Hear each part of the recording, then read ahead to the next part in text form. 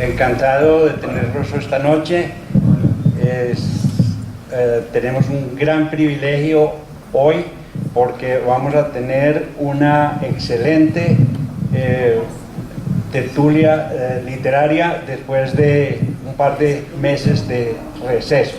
Lo que tenemos para hoy ha sido preparado gracias a la colaboración de nuestra poeta y amiga Eugenia Castaño, acá a mi derecha, quien va a coordinar la tertulia de esta noche. Un aplauso.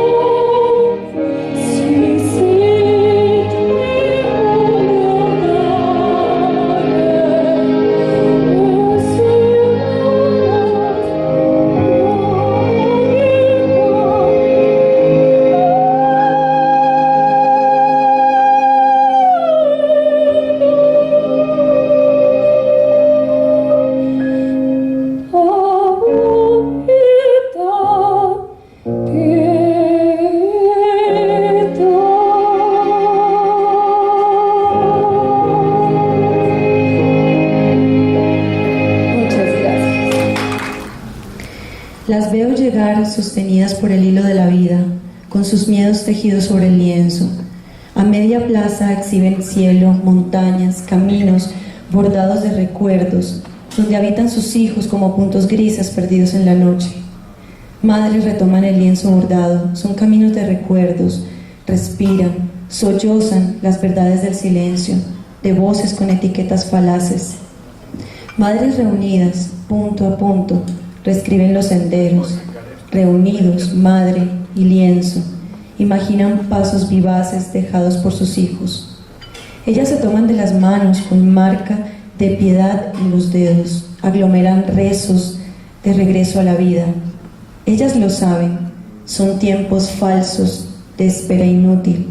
El día mancha la verdad. Brisa y niebla ocultan los senderos de regreso. Reconstruyen pasos de sus hijos jóvenes, ahora presencias abatidas por la impunidad. Huellas coloridas habitaron los días de espera, manta de silenciosos puntos, arrancan suspiros humedecidos por el miedo. Hilos de lamentos sonoros son trenzados en los dedos. Madres huérfanas de hijos en la costa curvada por tierra y agua, lo saben, los tiempos falsos no duermen.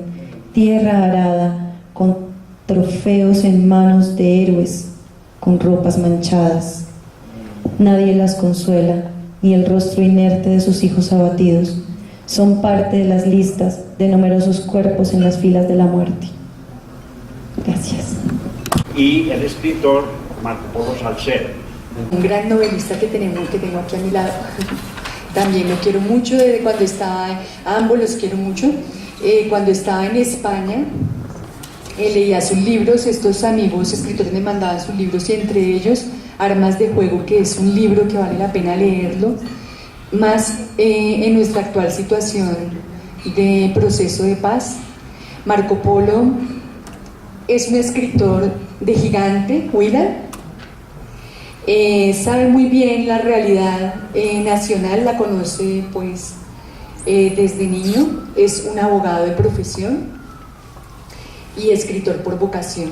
Les voy a leer unos apartes de uno de los, me emocioné con su novela, publicó para algunos medios en España, en Francia, aquí, y entonces le hice una nota para el periódico de Valencia. Él ya ha estado en Europa, su libro ha estado en Europa, ha estado aquí en Latinoamérica, ha tenido notas de escritores tan importantes como Fernando Soto Aparicio, que ya no nos acompaña, como Jorge Consuegra, ¿vale?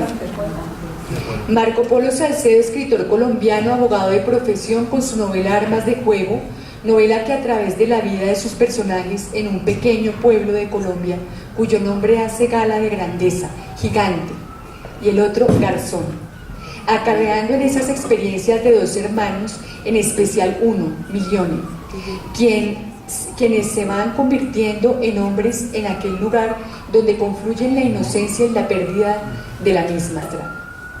Aquí algunos fragmentos. Aquí mamá, una bella mujer blanca y muy grande, cumple con la mayor labor que debe cumplir una madre, enseñar a leer y escribir a sus hijos, y todas las operaciones.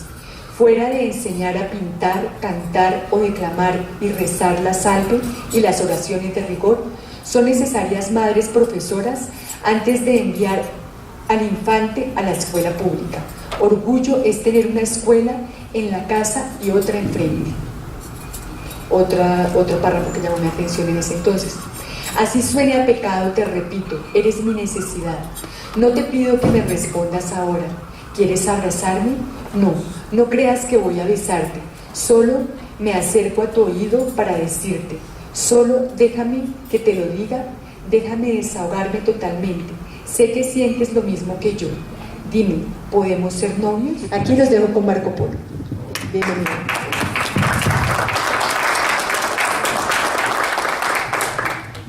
Buenas noches. Buenas noches. Muchas gracias por la invitación, Alberto, y a ti, muy amables, y a ustedes por la asistencia. Como siempre, en estas actividades de presentación de un libro, generalmente hacemos una reflexión. Yo he hecho para ustedes exclusivamente una reflexión específica, tratando a la vez de explicar este libro para que les llegue un poco más, y con el objeto de que ingresen en el libro también. Además de eso, también enamorado como soy del cine, solamente he podido llegar hasta el video, pero lo practico de tal suerte que les traigo además 3 videos con una presentación más y 2 historias que leo de acá. Un tanto he hecho pequeñas películas, lo que se conoce hoy en día en el mundo como el book trailer, o sea, eso que hablábamos en la infancia como los cortos de la película, los cortos de un libro, que afortunadamente pude realizar gracias también a la ayuda de Liz, que como la ven está al igual que el esposo de nuestra cantante. Entonces he hecho esta reflexión para ustedes exclusivamente. Espero que sea de agrado. Dice así: el oficio de la introspección. No siempre los títulos de los libros son el libro. En este evento, el ejercicio de repensar el país y hacer introspección, como dijeron los griegos, y se tradujo al latín, noche te ixum. Introspección de la patria que se lleva dentro. Con el decurso de los años nos permite sintetizar en una frase, un verso, un sonido, algo que nos signifique el todo, así como nuestro propio nombre de pila puede resultar de impacto, como lo dijo algún locutor. También lo es el nombre de la novela para quien tan solo ha visto la portada del libro, porque como decía nuestro amigo Fernando Soto Aparicio, comillas, sabemos lo que son las armas de fuego, las que hacen la guerra y siembran la desgracia y la violencia, pero las armas de juego, es el resumen que tengo del país y de los colombianos. Y como decía describiendo el título, el catedrático Joaquín Peña Gutiérrez, se trata de una paronomasia, del cambio simple de la F por la J, para que el mundo de la palabra se trastoque y cambie de forma rotunda por el mundo ficticio donde viven los personajes. Los que crecieron en medio de la violencia, los que crecieron con carencias emocionales, los que no conocieron siempre el amor, sino la segregación y el desarraigo que propició el odio, los que se inhibieron para abrazar a otra persona o decir te quiero, los que no quisieron perdonar nunca, subyacen, están pintados en el título de este libro, porque hasta en los primeros juegos de su infancia sus juguetes fueron armas creadas o fabricadas por cada uno de los infantes colombianos. Es decir, sus armas iniciales querían y estaban dirigidas a ser las de fuego, pero simplemente en la infancia eran juguetes tomados de la realidad nacional que a la postre, siendo de juego, tenían todas las posibilidades de crecer y hacerse las odiosas armas que cercenaron por más de 200 años la vida de los colombianos.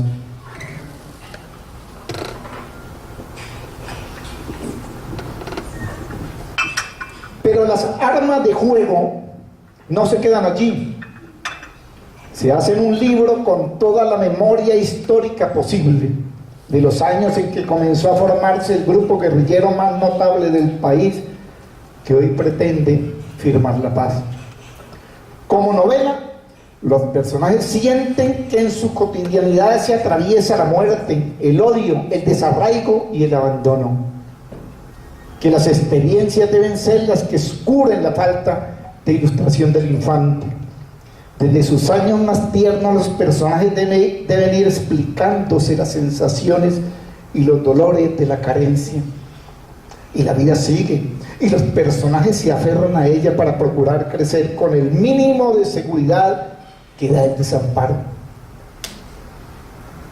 En la historia no existe el llanto, o al menos la quejumbrosa voz de suplicante, porque el colombiano está facturado de un acero tan poderoso por el que se infiltra la mínima alegría, esa sonrisa que logra sellar muchas veces las llagas del dolor y, sin ser magia, sí tiene las propiedades curativas para paliar el desamparo. El colombiano ha aprendido a reír de lo macabro como salvación. Otro aspecto será la forma del libro, que también es un juego entre tiempo y espacio, entre la mecánica cerebral del recuerdo y su símil con la electrónica, que propicia la fractalidad de la novela. Como la forma procura el envase de su propio contenido, 100 historias fracturan el tiempo lineal. Con la apariencia de permanente solución de continuidad, se reinicia y encabalga en la historia siguiente o en el capítulo que lo enuncia. Elude el primer canon expresado por los clásicos, o al menos por los estudiosos desde el nacimiento de la novela, el de contener una sola historia con su tiempo unido a ella. En Armas de Juego, lo único exclusivo es el instante del recuerdo, que no es una sola historia. Allí caben todas las historias en el último segundo de un hombre que no tiene la finalidad de salvar cada noche la vida de Cherezade. Su finalidad es la de recuperar la memoria de un personaje lleno de olvido, de recuperar con él la memoria del lector y hacerlo preguntarse si se conoce a sí mismo. Entonces el lector es fundamental para el escritor y debe hacerse cómplice de quien digita la novela. Este le permite ir armando al mismo tiempo esa historia única que exigen los cánones, Pero la vida, que palpita y se hace ficción al ser recreada desde el recuerdo, va tejiendo con tenues surcidos la unidad de la exigida única historia, la que al final sale a flote en su totalidad de 20 años contados. Y esos múltiples recuerdos son reales o fictos. El recuerdo como tal de ninguna manera puede ser considerado real, dado que son solo pequeñas briznas de algún tópico que al salir a flote desde el cerebro deben ser recreadas, y con ello se está enunciando que se debe realizar una nueva elaboración que no podrá ser cotejada con el archivo anterior, porque éste se ha convertido en una nueva versión de la historia inicial. Lo dijo Borges casi refiriendo lo fractal de un libro.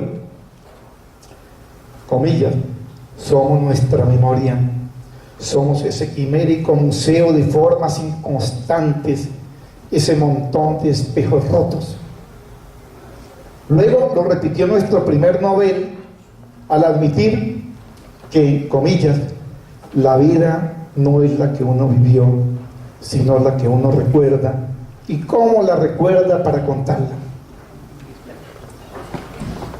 Con ello se idealiza el uso del recuerdo en la recuperación de la vida y valoriza de una vez por todas el peyorativo concepto de quienes creen que si se cuenta un recuerdo se trata de, comillas, vivencias para demeritarlo, como si aquellas no fueran acaso parte de la vida misma, perdidas por ahí cuando no se han recuperado, y que no deben ser un pecado para el autor, cuando es de lo único que en el fondo puede llegar a contar.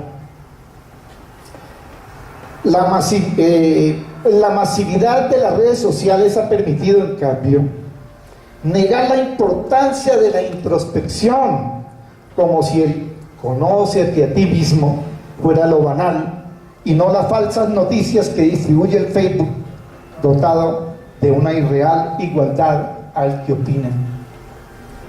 Ahora bien, en Armas de Fuego, novela dirigida a niños de cualquier edad, con el tratamiento de la primera o segunda persona en forma adrede, busca la interacción con el lector, comillas. A veces la historia novelada de Armas de Fuego se susurra al oído del lector en primera, segunda, tercera personas, nos dice las verdades literarias que no son más que las del tiempo de este tiempo. Cierre comillas.